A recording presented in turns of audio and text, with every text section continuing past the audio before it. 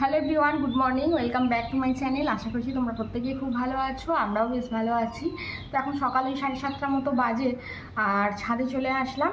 তো সমস্ত বাসি কাপড় জামা ধুয়ে নিয়ে তারপরে গতকাল আর কি এই রেলিংয়ে, ছাদের রেলিংয়ে সমস্ত সব তোমাদের দাদা ভাইয়ের গেঞ্জি টেঞ্জি, তো ছোটোখাটো জিনিসগুলো আর কি সব এই রেলিংয়ে দিয়েছিলাম। আর বিকেলের দিকে দিয়ে একটু ঘরে গিয়ে শুয়েছি।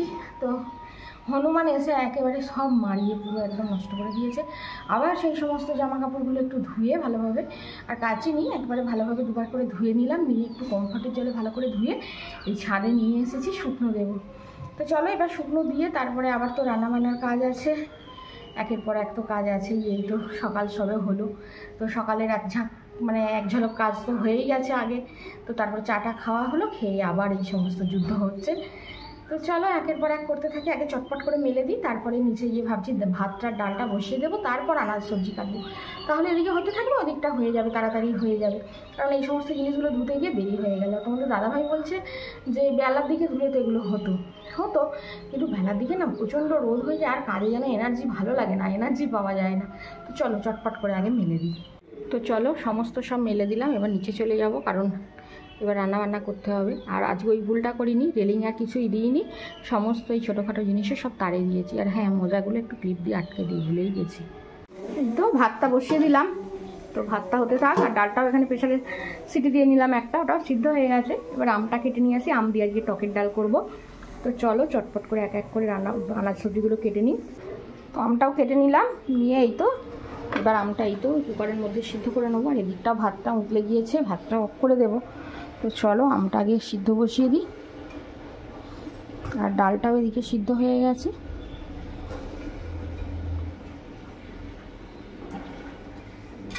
তো চলো এবার কুকারটা বন্ধ করে দিই। তো এদিকে ডালটা সিদ্ধ হতে থাক, আর ডাল বলছি, আমটা সিদ্ধ হতে থাক। আর চলো আনাজটা কেটে নিই।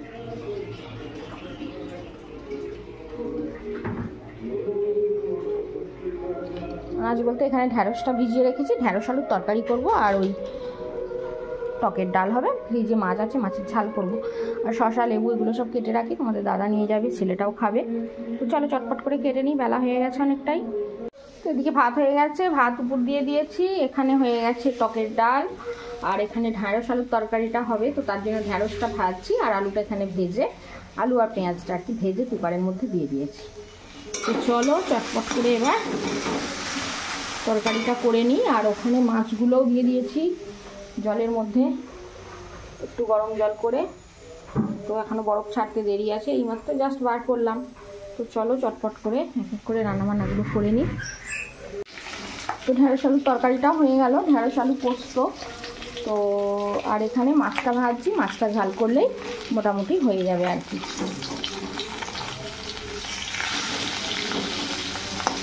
আর এই মুড়োর এই সাইডগুলো কাটা কেন বলো তো, কালকে তো তোমাদের দাদা পুঁই শাক এনেছিল, তো সেই কারণে আর কি ওই পুঁই শাকে কেটে মুড়োগুলো দিয়ে দিয়েছিলাম।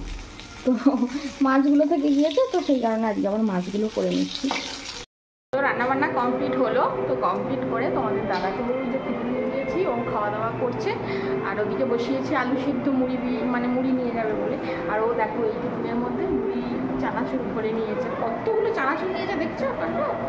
চানাচুর একেবারেই খাওয়া যাবে না, গ্যাস অম্বলের সমস্যা, আবার চানাচুর তাতে অনেক করে দিয়েছে। আর এটার মধ্যে এই যে দেখো ফল কেটেছি, ফলও এবার টিফিনের মধ্যে ভরে দেবো। একটু বসে পড়লাম, কারণ শরীর ক্লান্ত লাগছে, একভাবে দাঁড়িয়ে রান্না করছি তো ভালো লাগছে না। আবার ওদুয়ার ছুটোছুটি করতে হচ্ছে, তো একটু বসে পড়েছে। আর এই গরমে না একদম পেরেও ওঠা যাচ্ছে না, শরীর টায়ার্ড হয়ে যাচ্ছে। তো সেই কারণে আর কি একটু বসে পড়েছি। আলুটা সিদ্ধ করতে দিয়েছি, ওটা সিদ্ধ হোক, তারপরে টিফিন ভরে দেবো ওকে, তারপর কাজকর্মে হাত লাগাবো আর কি। আর এই গরমে না, অতিরিক্ত গরমে একদম কাজ করাও যাচ্ছে না, মাথা টাথা যেন মনে হচ্ছে ঘুরছে, চক্র দিচ্ছে, এরকমটা মনে হচ্ছে।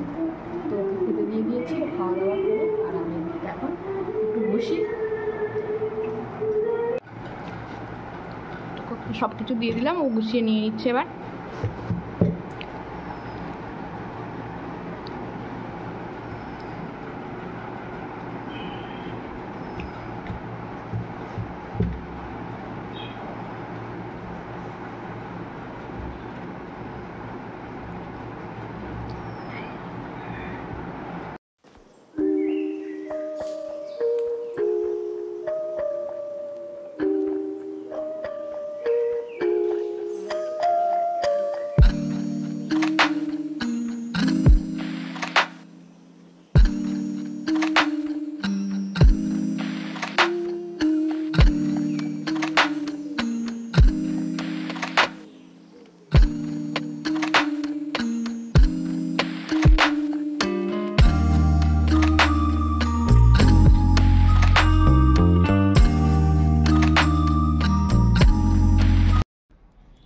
আফটারনুন। তো এখন বিকেল হয়ে গেছে, বিকেল ওই 5:30 বেজে গিয়েছে। তো এবার ছাদে যাই, কারণ জামা কাপড়গুলো আছে তুলে নেব। আর মশলাগুলো সেই আগে গত পরশুদিন রোদে দিয়েছিলাম, তো সেই মশলাগুলো আর কি গুঁড়ানো হয়নি। তো দেখি নিয়ে আসি, আজকে গুঁড়াবো। আজকে আবার একটু রোদ্দুরে দিয়ে দিয়েছিলাম। তো চলো গেটটা খুলে নিই।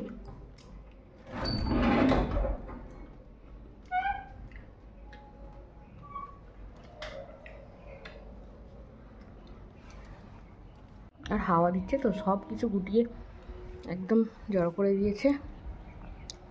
আর এগুলো পেতে দিয়ে দিয়েছিলাম ছাদে, কারণ অনেকটাই বেলা হয়ে গিয়েছিল, তো শুকনো দিতে শুকাবে না, তো সেই কারণে আবার একটু গরম ছাদের মধ্যে পেতেই দিয়েছিলাম। আর এই দেখো মশলাগুলো। চলো মশলাগুলো এবার নিচে নিয়ে চলে যাব। আর মটর কড়াইটাও রোদ্দুরে দিয়ে দিয়েছিলাম, একটু পোকা পোকা হয়ে গিয়েছিল একটা দুটো, তো সেই কারণে।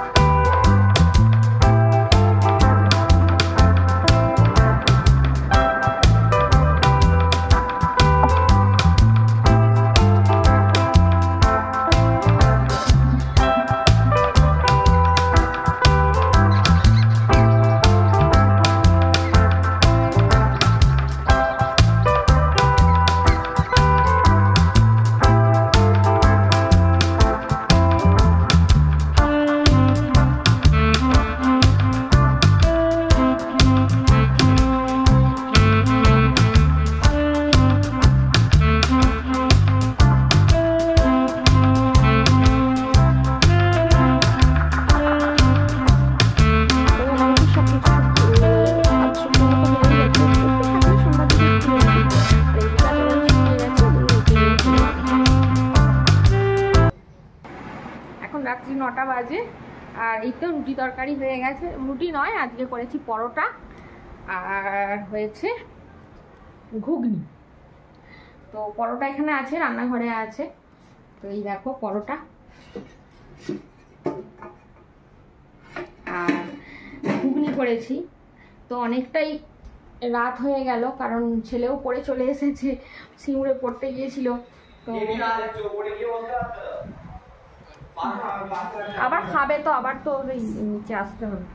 তো যাই হোক, খাওয়া দাওয়া এখন হবে। এবার সব খাওয়া দাওয়ার জন্য রেডি হয়ে গেছে, দাদা ছেলে।